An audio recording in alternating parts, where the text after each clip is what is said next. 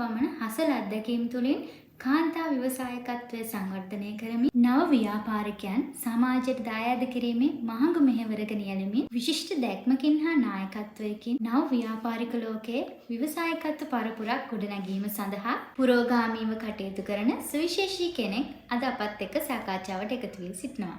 ඔහු ගැන කිව්වොත් NID සංවර්ධන ආයතනයේ නිර්මාතෘ හා විධායක අධ්‍යක්ෂකතුමන් වන ජ්‍යෙෂ්ඨ උපදේශක ලාල් නිශාන්ත මහතා. ආයුබෝවන් සර්. ආයුබෝවන් පියුමි.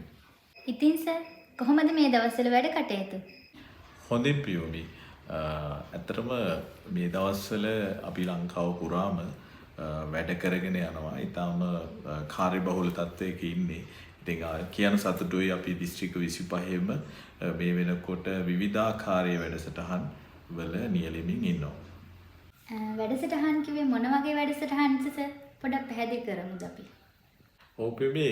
අපි මේ වෙනකොට ලංකාවේ විශේෂයෙන්ම ආයතනික සංවර්ධන වැඩසටහන, ඒ කියන්නේ කළමනාකරන පුහුණු, ඊළඟට උපදේශන, මනෝ උපදේශන පැත්තේ පුහුණු, ඊළඟට අක්ෂුද්‍ර මූල්‍යකරණයේ නියැලී සිටින වෘත්තිකයන්ට නැත්නම් නිලධාරීන්ට අවශ්‍ය දැනුම, ආකල්ප සංවර්ධන පුහුණු, මේ වගේ පුහුණු වලට අමතරව විශේෂයෙන්ම ශුද්‍ර මූල්‍ය ආයතනවල ප්‍රතිලාභීන් ඉන්නවා. අපි දන්නවා සේවාලාභීන්.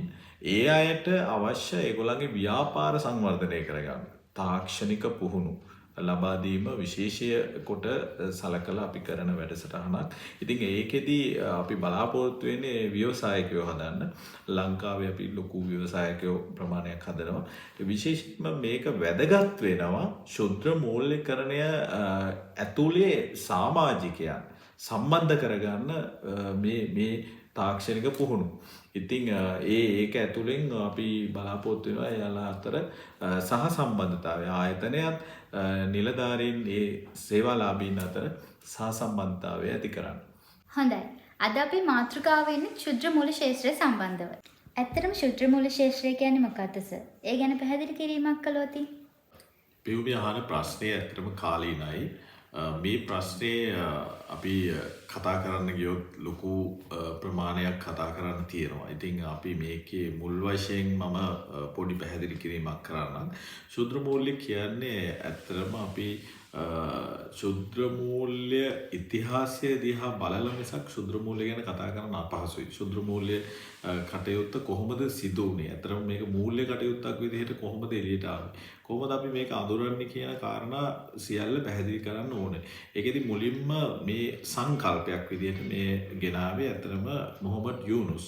අපි හිතන්නේ බංග්ලාදේශ නියෝජනය කරමින් මොහමඩ් යූනුස් නොබෙල් තෑග්ග දිනුවා ඇත්තටම මේ කන්සෙප්ට් එක ලෝකෙට දීලා.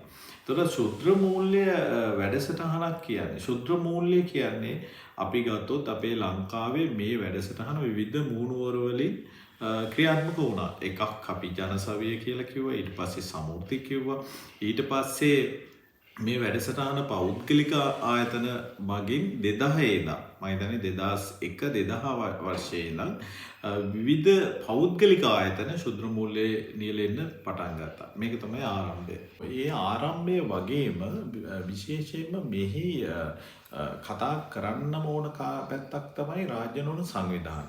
රාජ්‍ය නොවන සංවිධාන ඇතුලේ තමයි ගොඩක් ඔය ශුද්‍ර මූල්‍යයට බර කටයුතු කළේ. ඒකෙදි අපි දන්නවා ශුද්‍ර මූල්‍ය සඳහා සම්බන්ධ වුණේ අඩු ආදායම්ලාභී. මේක තමයි මූලික රේඛනය වුණේ අඩු ආදායම්ලාභී කියන ඒ පදනම මුල් කරගෙන තමයි ශුද්‍ර මූල්‍ය කියන කටයුත්ත ආරම්භ කරේ. ඒකෙදි මුලින්ම රාජ්‍ය නොවන සංවිධාන මේ සඳහා යොමුනේ ලාභ අපේක්ෂාවකින් තොරව.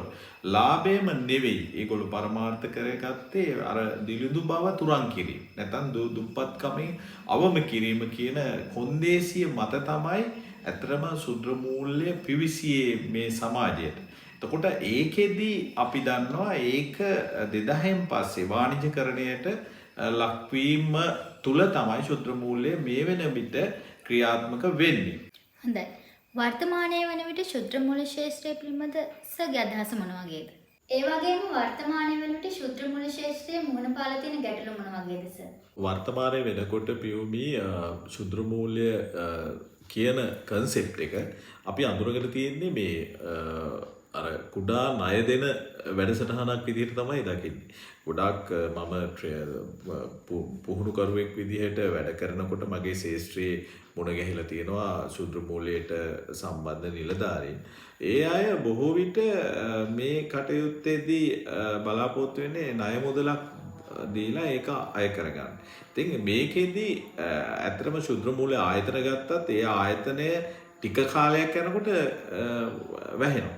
මොකද හේතුව අපිට ණය දෙන්න පුළුවන්. හැබැයි මේක රිකවර් කරගන්න නැත්නම් අය කර ගැනීමේදී ගැටලුව ඇති වෙනවා. එතකොට අපි ණය කියන එක පාදක කරගෙන විතරයි මේ ශුද්‍ර මූල්‍ය කටයුතු වල නියැලෙන්නේ. එතනදී අපිට එක තැනක වැරදිලා තියෙනවා. මොකද මේ ශුද්‍ර මූල්‍ය කියන කටයුත්ත අපි කොහොමද අවබෝධ කරගෙන තියෙන්නේ කියන එක. එතකොට අපි ප්‍රධාන කරුණු කීපයක් ශුද්‍ර මූල්‍ය වල ශුද්‍ර මූල්‍යකරණයේ දෙනවා නම් කරන්න ඕනේ. ඒක තමයි ශුද්‍ර මූල්‍ය කියන එක ලොකු සංකල්පයක්. ඒක ණය දෙන එක විතරක් නෙවෙයි. ඒක ණය ඉතුරුම් නැත්නම් රක්ෂණය ආරක්ෂණය ඊළඟට භාණ්ඩ හා ශ්‍රමය හෝමාරු මේ වගේ කන්සෙප්ට් ජාලයක් පුහුණුව හා සංවර්ධනය මේ කරුණු ඔක්කොම අමතක කළා අපි එක කාරණයක් ඉතුරුම් කියන එක හෝ පුහුණුව හා සංවර්ධනය හෝ මේ අනිකුත් කාරණා ඔක්කොම අතහැරලා අපි ණය කියන කොටස විතරක්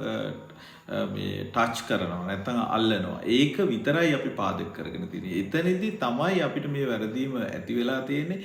ඒක පාදක කරගෙන ගියාම ඇත්තටම අපි කරන්නේ ණය ලබා දෙනවා, ණය අය කරනවා පමණයි. ඉතින් මේකෙදී අපි ඉස්සරහට යනවා නම් මේක ඉදිරියට යනවා නම් මේ කන්සෙප්ට් එක ඇතුලේ අපි ගමට යන අපේ ශේෂ්ත්‍රයට යන කෙනා ඇත්තටම විපර්යකාරකෙක් වෙන්න ඕනේ. සර් පුංචි බාධා කිරීමක් කරන විපර්යකාරකයා කියන්නේ කවුද? පියුමි අහපු ප්‍රශ්නේ බොහොම හොඳයි. බාධා කරාට කමන්නේ නැහැ. මම හිතන්නේ විපර්යකාරකයා කියන වචනේ හරි නුහුරු වචනයක් වෙන්න ඇති. නමුත් ශුද්‍ර මූල්‍ය කරනවා කරණයේ ඇතුලේ විපර්යකාරකයා කියන චරිතය ගැන කතා කරන්න ඕන. විපර්යකාරකයා කියන්නේ ඇත්තටම සමාජයේ වෙනසක් කරන්න එන කෙනා. එහෙනම් සමාජය වෙනස් කරන්න එනවා කියලා එකෙන් අදහස් කරන්නේ මේ ශුද්‍ර මූල්‍යකරණයට ලක් වෙන්නේම අර බැංකුවක් වෙත පහසුවෙන් යන්න බැරි දුප්පත් කියන ලේබල් එක තියෙන නැත්තම් යමක් Tamanට සුරකුමක් නැහැ යම් කිසි දෙයක් කරගන්න ණය මුදලක් ගන්න බැංකුවක් වෙත යන්න බැංකුව පිළි නොගන්නා මට්ටමේ කණ්ඩායමක් තමයි බොහෝ විට අපිට ශුද්‍ර මූල්‍යකරණයේදී හමු වෙන්නේ. ඒතකොට එයාට ගැටලු ගොඩක් තියෙනවා. එයා ගැටලු රාශියකට මැදි වෙලා ඉන්නේ. එතකොට මේ ගැටලු වලින් මිදෙන්න නම් ඒගොල්ලෝ මේ ගැටලු වලින් වෙනස් වෙන්න නම් ඒගොල්ලන්ව වෙනස් කරන්න නම් ඒගොල්ලන්ගේ ගැටලු හඳුනා ගන්න නම් ඒ හඳුනා ගන්න ගැටලු අපි කොහොමද ඒවට විසඳුම් හොයන්නේ කියන කාරණා ඇතුලේ මේ සියල්ලම කරන කෙනා තමයි විපර්යකාරකය කියලා කියන්නේ.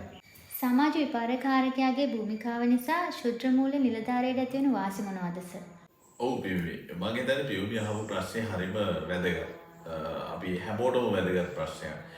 පියුමි කිව්වා වගේ සමාජ විපර්යකාරකයා කොහොමද ශුද්‍ර මූල්‍ය නිලධාරියට එයාගේ භූමිකාවට කොහොමද මේක අනුගත කරගන්නේ?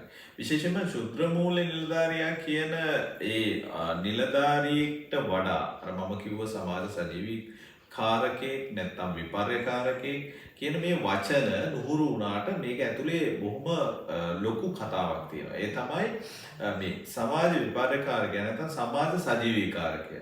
සමාජයේ යහපත් ඒ කියන්නේ සමාජයේ වෙනස්කම් කරන කෙනා විසින් අර ප්‍රතිලාභියාගේ නැත්නම් දුප්පත් අපි දන්න දිලිදු කියන අපි නම් කරන ලද පිරිස එයාලගේ ගැටලුව ඇතුලේ අපි කිඳා බැහැලා ඒ ප්‍රශ්න ඇතුළට ගිහිලා එයාලත් එක්ක සම්බන්ධතාවයක් ගොඩනගා ගැනීම ඒගොල්ලන්ගේ ගැටලු සඳහා විවිධ මුහුණුවර වලින් ඒ ප්‍රශ්න සඳහා විවිධ පැතිකඩ වලින් උපකාර කිරීම තමයි විපර්යකාරකයා කියලා කියන්නේ. මේක ඇතුලෙන් සිද්ධ වෙන දේ තමයි මේ සුහදතාවය, මේ බැඳීම අර ප්‍රතිලාභියත් එක්ක ශුද්‍ර මූල්‍ය නිලධාරියා සිදු වෙනකොට එයා දන්නවා මාව වෙනස්කම් කරන්න මට උදව් කරන්න මේ මගේ ගමට ආපු නිලධාරියා කියන හැඟීම අර පුද්ගලයා තුළ ඇති වෙනවා. එතකොට ඒ ඇති වෙනව විතරක් නෙමෙයි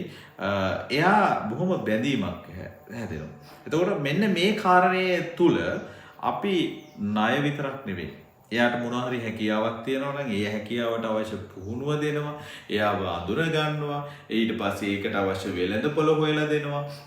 මේකට අවශ්‍ය ණය පහසුකම් දෙනවා. ඊළඟට එයාගේ භාණ්ඩය වෙනත් අය අතර හොමාරු කරනවා. මෙන්න මේ කියන කාරණා සියල්ලම කරන එක තමයි මේ විපරකාරකයා කියලා අපි කියන්නේ. මේ විපරකාරකයා ශුද්‍ර මූල්‍ය නිලධාරියා හා සමාන වුණු ශුද්‍ර මූල්‍ය නිලධාරියාට මෙන්න මේ විපරකාරකයාගේ භූමිකාව රඟපාන්න පුළුවන් නම් ඇත්තටම ශුද්‍ර මූල්‍යකරණය තුල ගැටලුව ඇති වෙන්නේ නැහැ. අපි දැන් මේ කතා කරන ගොඩාක් බොහෝ ආයතන වලට අපි කියන්නේ ශුද්‍ර මූල්‍යකරණය කියන්නේ මෙන්න මේ කාරණා. මේවා ඇතුලේ කොහොමද වෙනස් වෙන්නේ? කොහොමද අපි කටයුතු කරන්නේ? කොහොමද මේ වෙනස් වෙන සමාජය ඇතුලේ කොහොමද අපි වෙනස් වෙලා ඒ අයට උදව් කරන්නේ කියන කතාව. ඉතින් ඒ අහපු ප්‍රශ්නේ මම හිතනවා බොහොම කාලීනයි.